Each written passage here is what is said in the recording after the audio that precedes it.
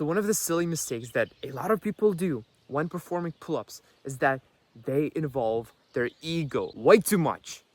Way too fucking much, man. So what I mean by that is that they mistake pain as progress, and I don't think that's the best thing that you could do. I've had these several instances. Let's say when I was still going to high school and I'd go outside to a pull-up bar and I see some guys doing some pull-ups, and you know they were doing these sort of pull-ups where the pull-ups were arm dominant, right? So they weren't activating their lats as much, so they were doing something like this. It was just so terrible, right?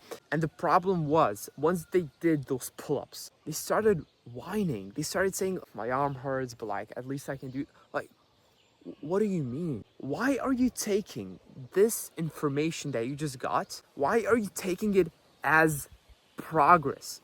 Like, how is aching, not burning sensation, aching in your arm that even delays onto hours, how is that a good thing possibly? So it's not. What he should have done instead is he should have corrected his form. Instead of making the movement arm dominant like this, right? He wasn't activating his lats at all. He should have, let's say I'm in a hanging position. I put my shoulders down, I push more of my chest out, and I try and pull the bar to my chest. That's the way I'm activating my lats the most. And the movement won't be as arm dominant. And in a lot of cases, people actually report that they don't feel the pain in the arms anymore because it's not so arm dominant, right? You need to activate more of your lats, and as a result, in that active hang position, you'll get more lat gains. You'll get more of that weak taper position. And I think that's what guys want, but in a lot of cases, again, they involve their ego too much and they mistake pain for progress. It's not.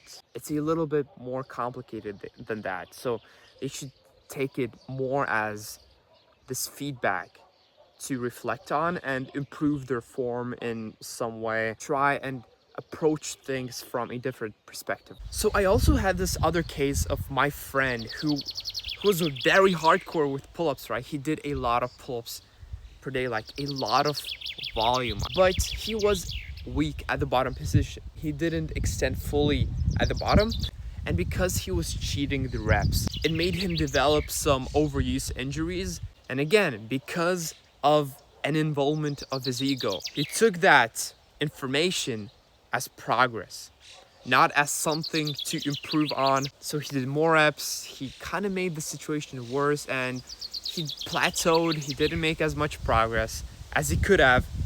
So there's that. Don't involve your ego.